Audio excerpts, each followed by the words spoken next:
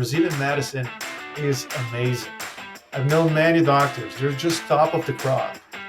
And we don't know that. But I know that because I've seen it. I've been with them. I grew up with doctors in hospitals. Brazilians need it. And there's not many people that are capable of doing it. We have excellent medicine. Why can everyone have access to it? Badass country, badass entrepreneur. If you want to test yourself to the limit, come to Brazil. Everything is waiting to be done here. Just do it.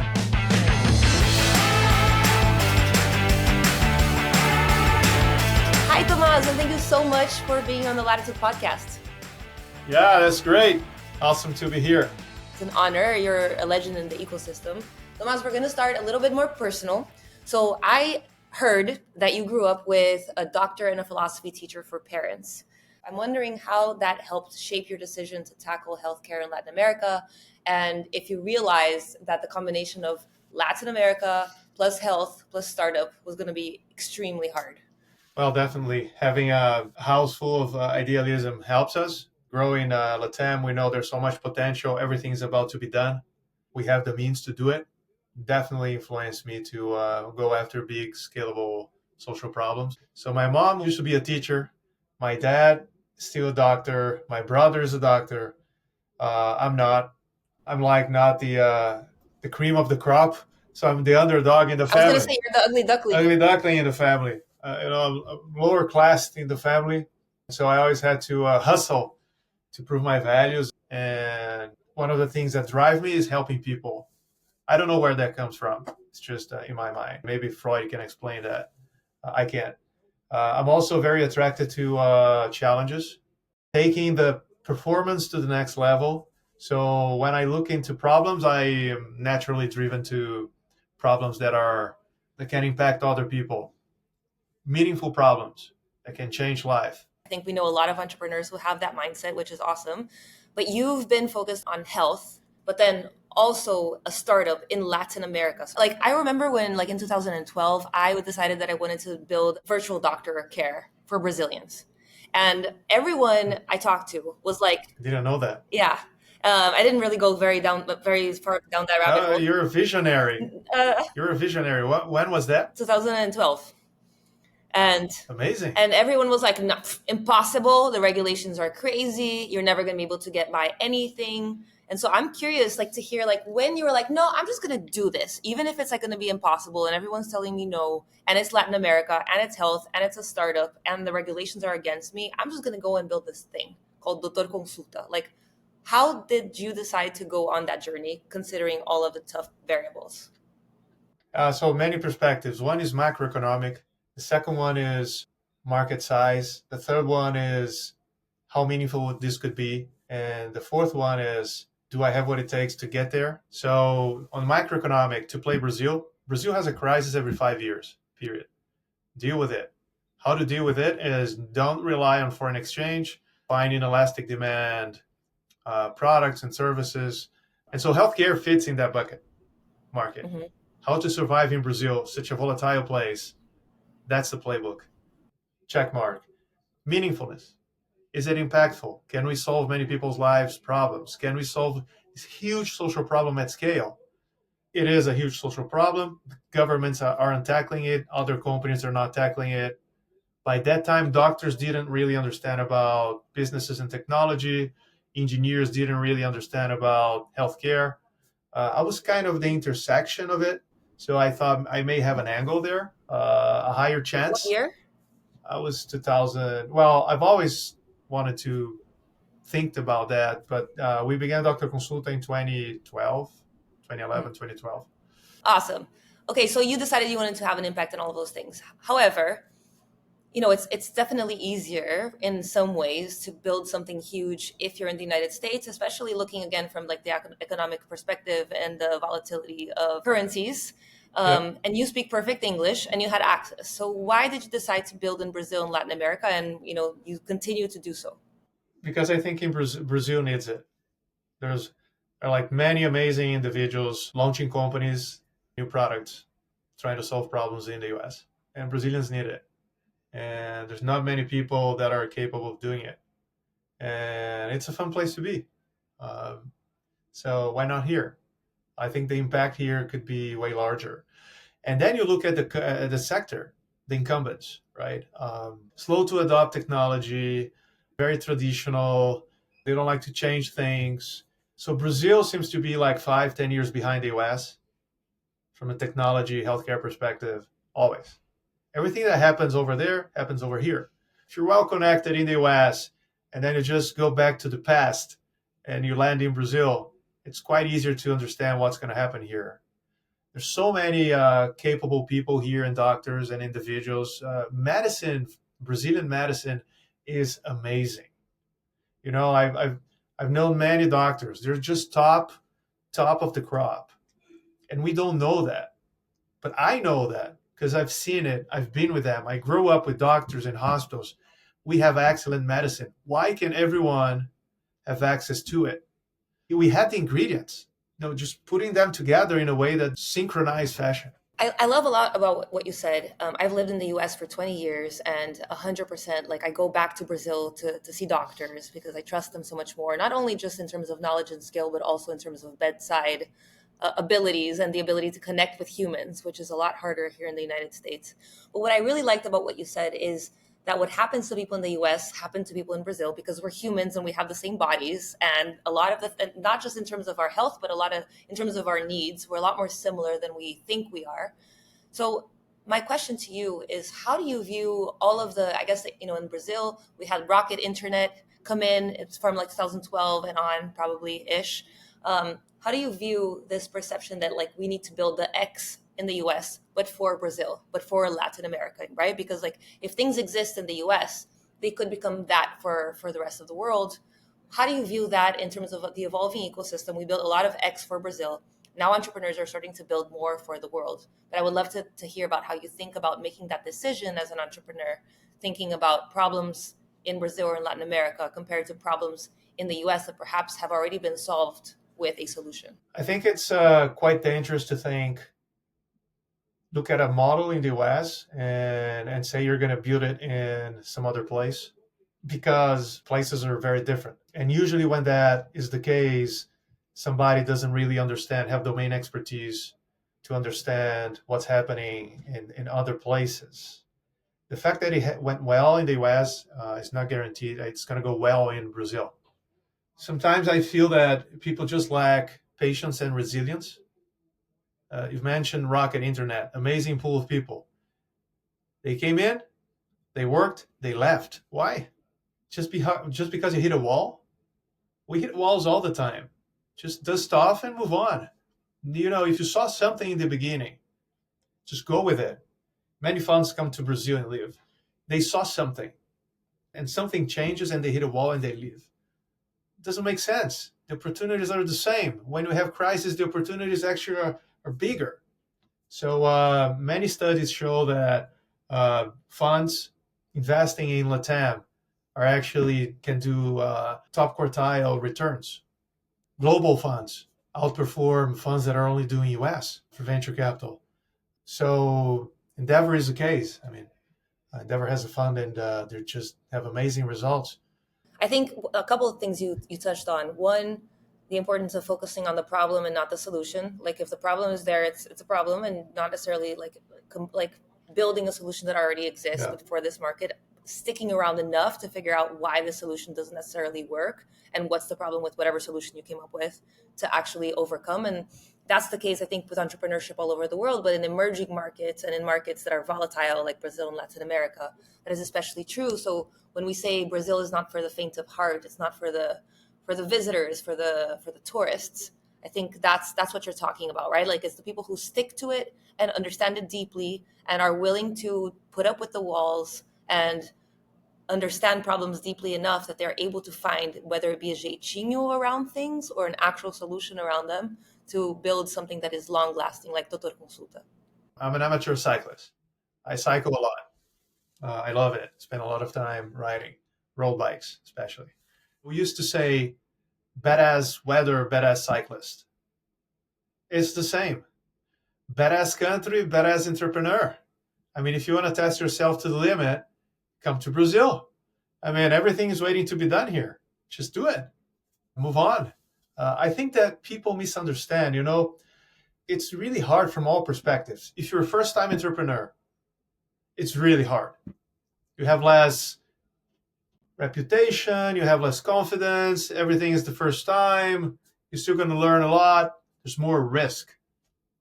When you're a second, third time entrepreneur, it's also very hard because the bar is very high, because people think you're awesome and expectations are very high. So it's also hard because there's still going to be lots of failing before it kicks off. So, especially when you're a second time entrepreneur, people think that like this is the curve that you're going to go through. It's not the case. I mean, you're going to be flat for a while, and suddenly it picks off. It feels that having done this a couple of times, there's like 2 years that you are grinding and grinding, and after 2 years, suddenly things catch on fire. Um, so that's how it's done. No matter if you're a second timer or a first timer. But this is how it plays off in Brazil. I don't know. I haven't done anything else outside Brazil. Maybe someday, but this is how things play off in Brazil. You have to endure for 2, 3 years, and suddenly you're riding the J curve. That's how things are built in Brazil. Yes, that's definitely the case for like 1% of entrepreneurs everywhere. I can see that that's hitting you right now. Everyone expects Thomaz Srougi to do something incredible, and you probably will, but that expectation probably is really hard to deal with. But I wanted to dive a little bit into tactics. We talked a lot about like the ideas and the potential of the region and what it takes to be an entrepreneur. The listeners of this podcast are often actual entrepreneurs who are very early stage and trying to figure things out, and they are going through the grind right now. They are actually in those like 1.5 whatever years of like pivoting and trying to figure out what's what works.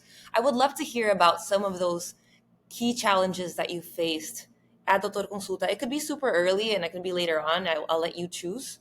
And I would love for you to get as real as possible, because these are entrepreneurs who will really learn from what went wrong for you, what didn't work, like tough lessons that you had to learn. And so I would love to hear more about that. You have to juggle many things at the same time. As an entrepreneur, you need to find a thesis. When you do that, you need to find amazing people to build it with you to go after an experiment. Number two. Number three, easy to understand, but so hard to do on the daily basis. You really have to build with the user. It's so much easier, right? Number four, you have to communicate a lot, way more than we think we are communicating, with way more frequency and in a very simple way, because it's very hard, especially when you're in, let's call it a battle, building something where you don't have enough information, or you have information leading to different perspectives, and you have to make decisions and move on. There's a lot of anxiety and volatility and a lot of uncertainty. So, thesis, build with the user, find amazing people to build it with you, and just communicate very, very frequently. Who are you communicating with? Each other? Up, down, sideways, investors, your team, Mm, mm. everyone, all the time. And we usually don't do that enough. So, especially today, I mean, everybody is like, your attention is probably the most precious asset that everybody's competing for. So, we're being bombarded, and it's very hard to give attention. We all know that Dr.Consulta is amazing, and now you've served, is it 3 6 million million, people. 6 million people, and it's a staple. Everyone knows Dr.Consulta. If you're in Brazil, it's a healthcare incredible case that shows that things can be done. But that's after a very long time, like since 2012, a lot of hustle and a lot of problems and a lot of walls that you hit and decided to keep going. So especially in the healthcare, which is such a red tape sector, and things are so hard, and in Brazil where things are complicated, and you're just like Thomaz there trying to like make things happen 2012, 13, 14. Can you tell us about some specific problems that you ran into and how you dealt with them? From a company perspective, all sorts of problems. First of all, you have limited resources.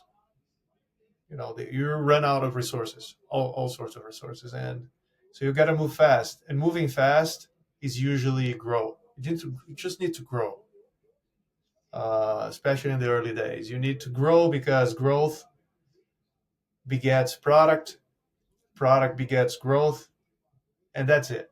And then after you're growing, then you look in inwards and make your engine more efficient. Like you're talking about COGS, you're talking about SG&A, R&D, and so on. Today we tend to do that actually sooner. So we're already engineering a company not only for growth, product like growth, but also to be profitable and generate cash. I think we have to do that early on. Otherwise, it's really hard to do it later. And capital is really expensive today, so everybody should be doing that today. That's the path. It's harder. It's harder to build a company today because you have to just think about growth and you need a scalable chassis to do that. This is the challenge. We face that. We didn't grow for 2 years. It wasn't Not at there. all. Not at all. We were seeing like 10 people a day. We could be, it was only 1%, 2% of our capacity. One day I called a board meeting and had very important people in the room. I remember it was Luis Claudio Nascimento, Patera, Juan Vergara, and Jorge Paulo Lima. And I showed them the graph and I was like, this is the gap. 150 million without people, without access. This is our. This is how many people we're seeing a day, a month, a day, 10 people. Like something is off, and I don't know what it is. And I've been doing this. I've been grinding for 2 years. I can't move past it. So they said, Thomaz, just let's close Dr.Consulta. They're very pragmatic. Let's move on. Let's find something else for you to do. We'll find another problem. We'll be with you there. And I was like, no, there's something off. I need to do something about it. So at least we're going to take Dr.Consulta. And because it's a clinic, inside a vulnerable area, it has amazing people, nurses and doctors. It's equipped. Let's transform it into an NGO. And maybe we can find a company to sponsor it and Wow. sponsor it through time because it's valuable. I know. So they're like, no, you're gonna expose yourself. Don't do it. And no, I'm gonna I'm gonna talk to a journalist, and hopefully a company, a CEO will see it and will embrace the cause, and then we can pass over to them. It's beautiful what we built there. And I talked to someone. She published a very small note, and then another journalist, Estado de São Paulo, which is equivalent to, let's say, the New York Times in the US, saw it and she called me and she visited us. She talked to patients, she talked to doctors, and she was like, she published a one pager on Sunday about Dr.Consulta. And the next day, the next week, demand was like 5x higher. And then everything began happening. So something was really off. Nobody knew we existed. We had a secret clinic. Nobody understood what we did. Nobody understood it was for them. And so nobody trusted.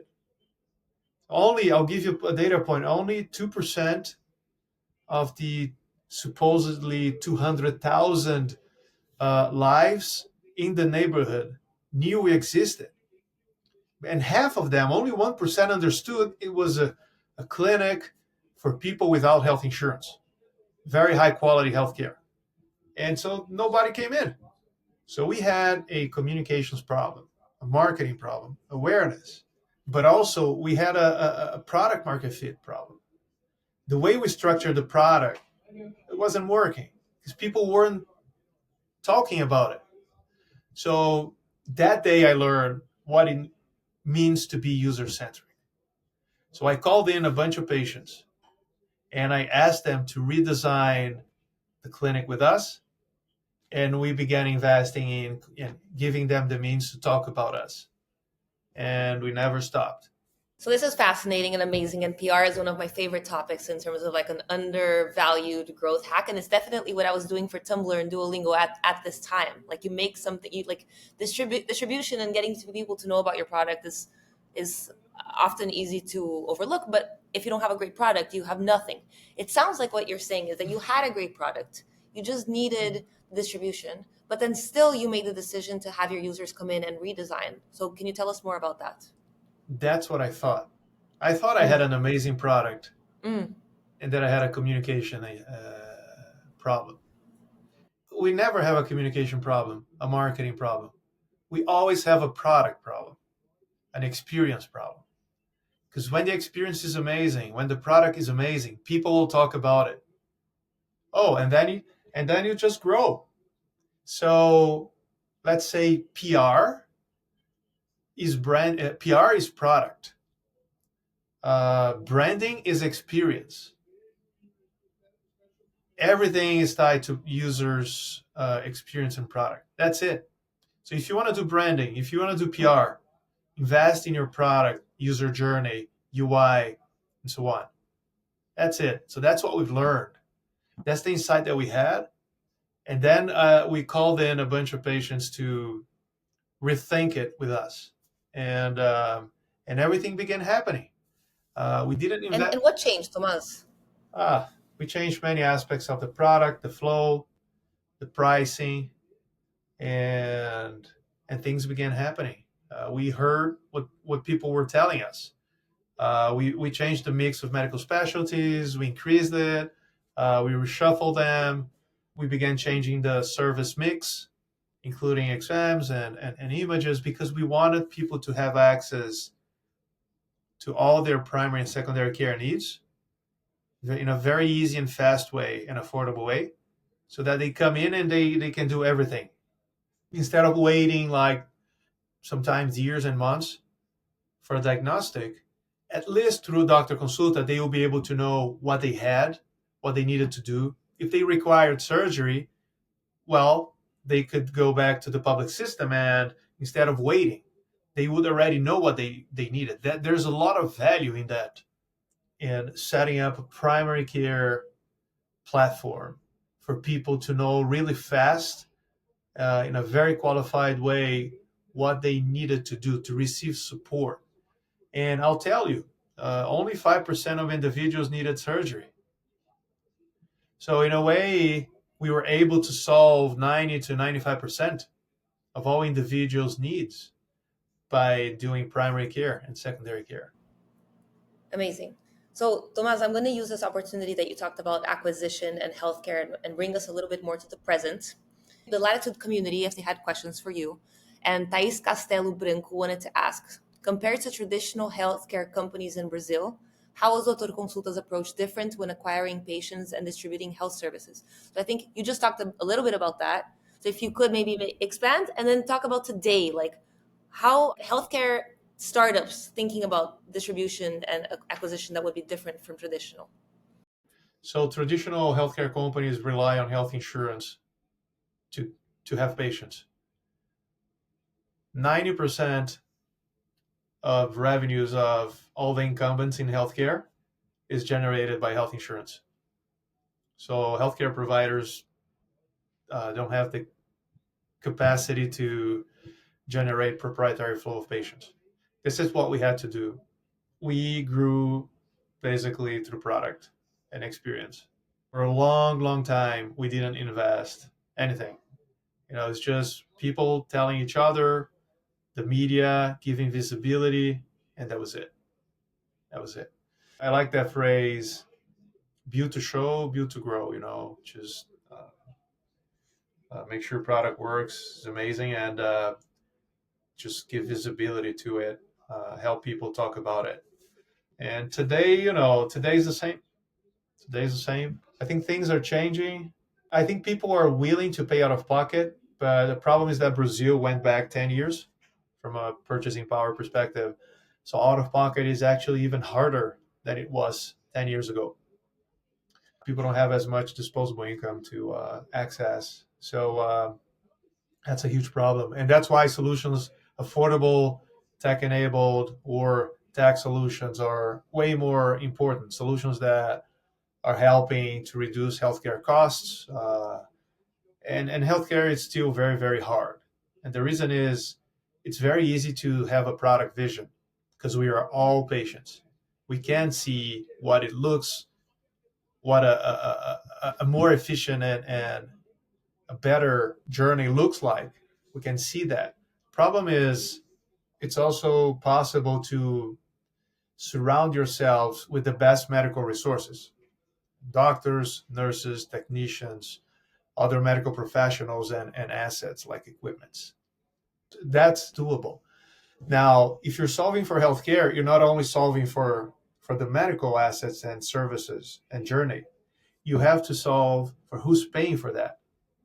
That's what makes healthcare so much complicated and complex. So you need a service, a product wedge. You also need a financial wedge. You have to think about both, and you need to work in a synchronized, orderly fashion. And solving for the financial part, who's paying for it, is extremely challenging. That's what makes healthcare so hard. You mean because insurance? Because you have to be thinking about insurance companies or people with a lot of extra money? That's Healthcare is it? very expensive, Yeah. and if you don't have health insurance, you have to fit in everybody's pocket. So it's not like you're paying $2 a day, $2 a month, $10 a month, and you're having full access to what you need. And healthcare is getting way more expensive every year. And the populations around the world are aging. And when we age, we tend to go to a doctor like 4 times more than when we were younger. So 80, 70 years old person goes to a doctor on average 8 times a year. And when we have 20, 25 years old, if we go once, like we're top quartile. So let's say, and the average population in Brazil is about 30 something years old, I would say, or I wouldn't. And that's about twice a year. So there's a 4x gap. So people are aging. Brazil is aging fast. So our demands are increasing, and costs are also increasing. Costs of services and medication Why? and equipment, because there's a medical inflation in the sector. New equipments, new technologies are more expensive. New medication is expensive. All of that piles up and increases costs. So there are many forces playing, and you have to kind of be multimodal when you look at healthcare.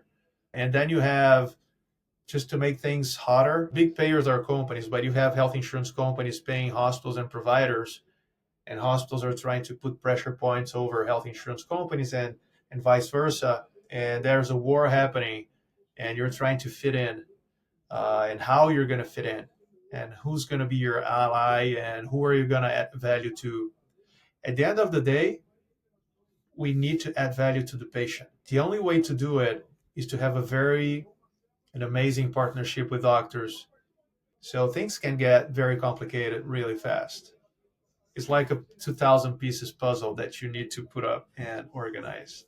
uh, what you just said makes me think about preventative care and like the fact that like if we're young we don't go to the doctor, if we're old we go to the doctor, like if we have a problem we want the doctor to solve it, but if we're young we're not thinking about the doctor as a place that can help you stay healthy. And that's been a Yeah. trend over the past, I don't know, however many decades. I've definitely seen it a lot more here in the US, but I see it in Brazil too in terms of preventative care. And Yeah. and a couple of people in our community wanted to know about this, in particular Ana Saldanha and Andres Urquiola. They wanted to ask about your view on preventative care and convincing patients to proactively take recurrent care of their health.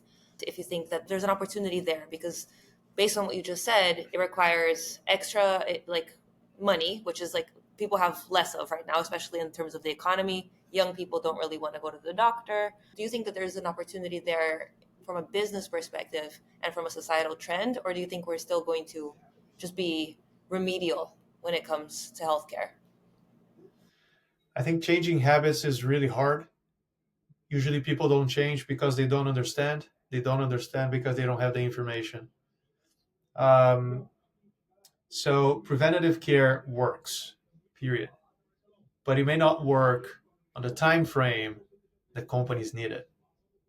So what can we do to amplify access and by reducing costs?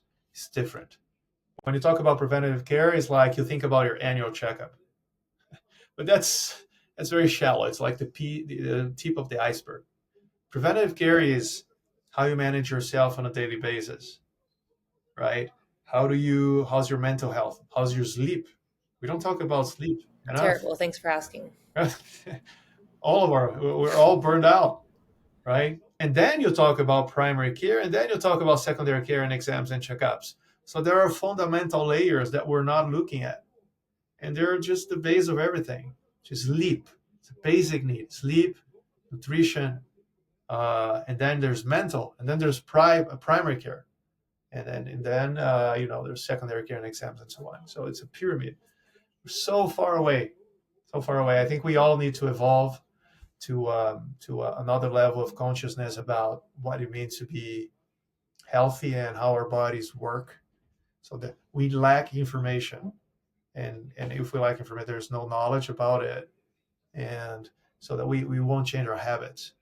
So that's how I think about it. Yeah, the interesting thing about habits is that you need a loop, so you need like an input and an output, and it has to happen in a short enough amount of time for you to see the benefit.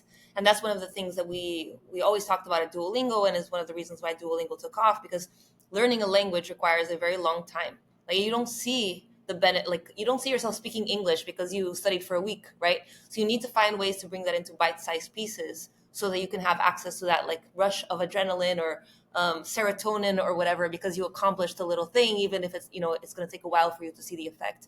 When it comes to preventative healthcare, I imagine it takes way too long for us to see the effect of the work that we're putting in today, which is going to the doctor or taking the pills or doing preventative Botox or whatever, right? Like it takes too long for us to see the effect of that effort, and humans are drawn to short-term effect benefits. So I Right, think and it's particularly hard. you're right. There's another perspective. The way the human brain works is that we react better when we know we're going to lose something we already have, instead of when we can gain a future benefit. Prevention today is associated with a future benefit, not related to something that I already have, which is my health, and then I lose it. And that's been scientifically proven. Behavioral scientists within University of Pennsylvania have studied that. Dr. Ash and Volpe, and they've proven that this is how the brain works. So maybe we can influence people by communicating in a different way.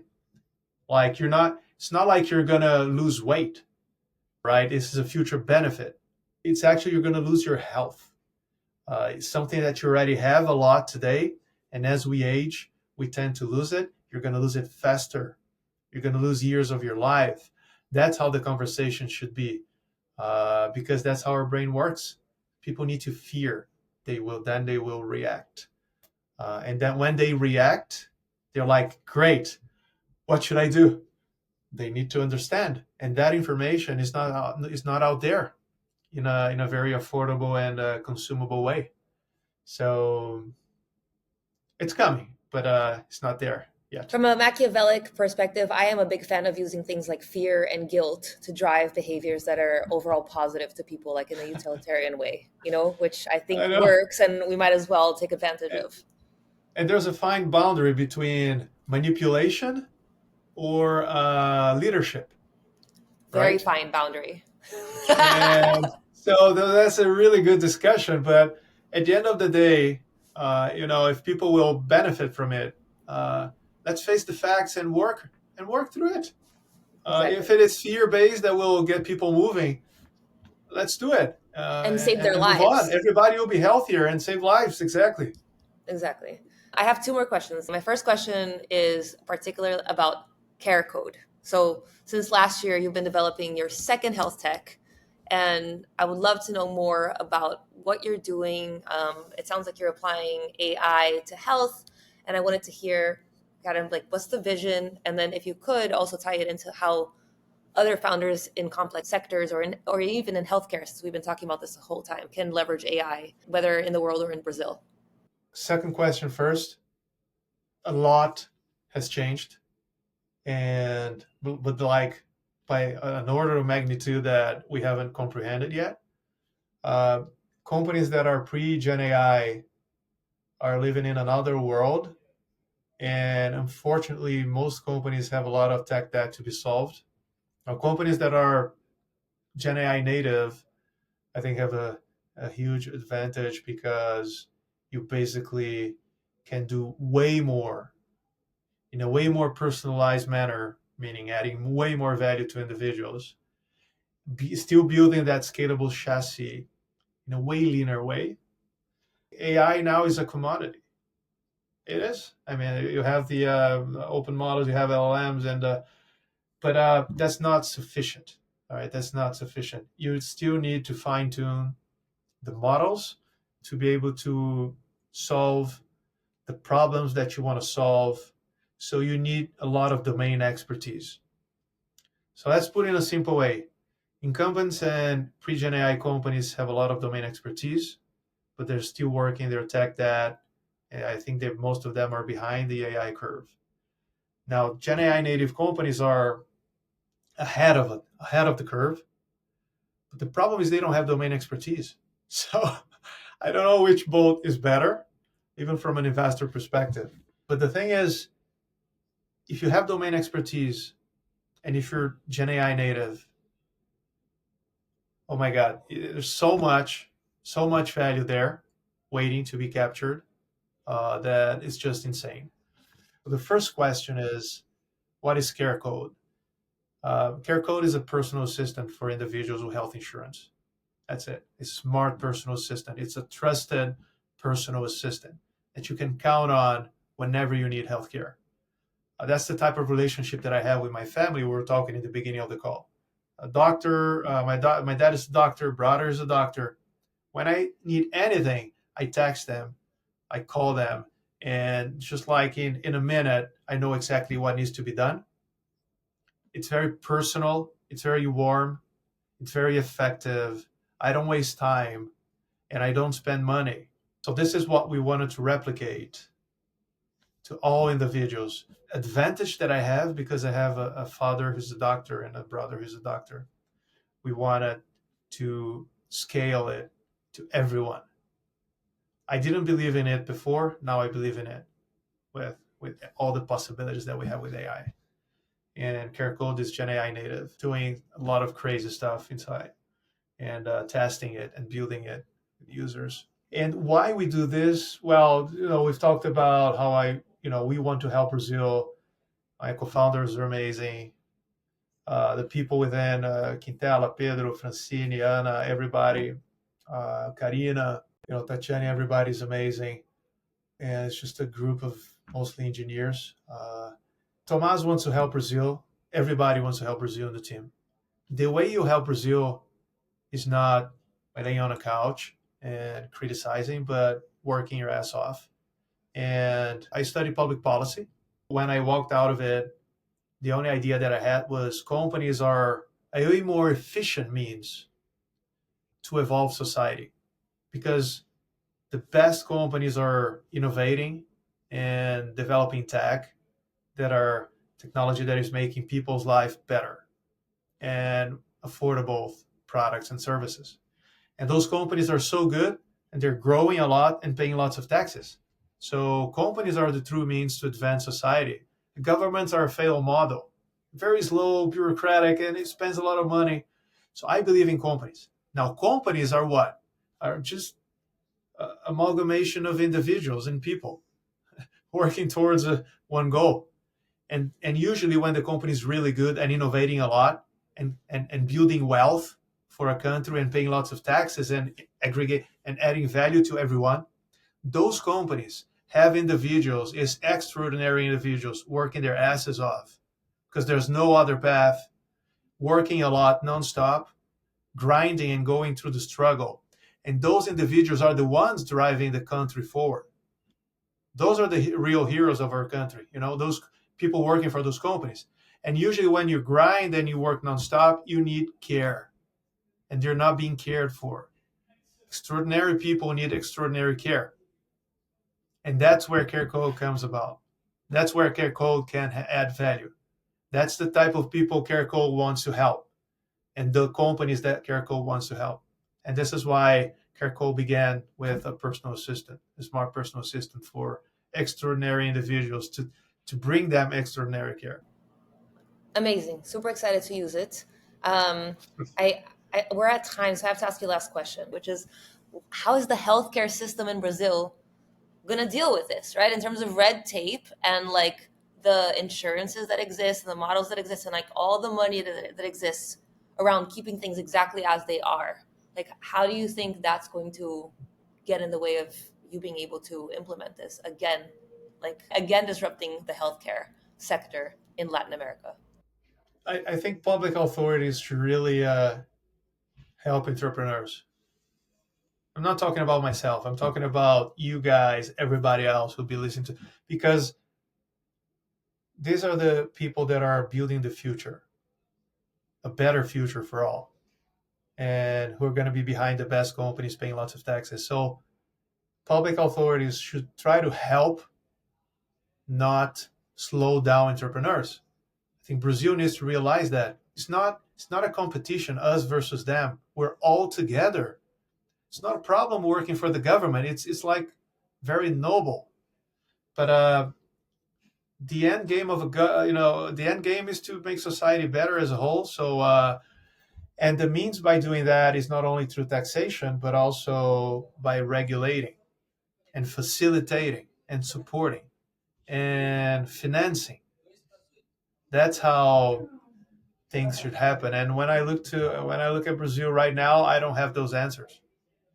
I see, Iceland's are excellent, but but I don't know where we're going. Well, Brazil is an example for the rest of the world in terms of how it's dealing with fintech because of the Banco Central and Pix and actually working Amazing together. example, So like progressive. what would that look like for healthcare, you know? Like that would be super cool. We have amazing brains. We have amazing individuals running the government. It's just go and do it. I mean, there's so much in between, that. We can hope and we can end on a positive note, which is, like I said, most of our listeners in the Latitude community, they're entrepreneurs. They want to build things. So what do you see outside of Carecode to be perhaps one or a couple of big gaps and opportunities that you see in the sector? And you're welcome to highlight startups or founders that you're excited about, or just problems that you're observing that you think are ripe for solving and that entrepreneurs should be working on. We just talked about it. A big problem is facilitating entrepreneurship. Why not people just go to the government and start? Highly educated and are trying to improve Brazil. Everything else is up for grabs. There's so much to be done here. There's opportunities all around. Uh, Now, Brazil's largest problems are health tech, infrastructure, education. That's obvious. Just go and grab. Awesome. Thank you, Thomaz, for your time. This has been a super fun conversation for me. We're really appreciative and super excited to see what Carecode brings to the world and to test it out as beta testers.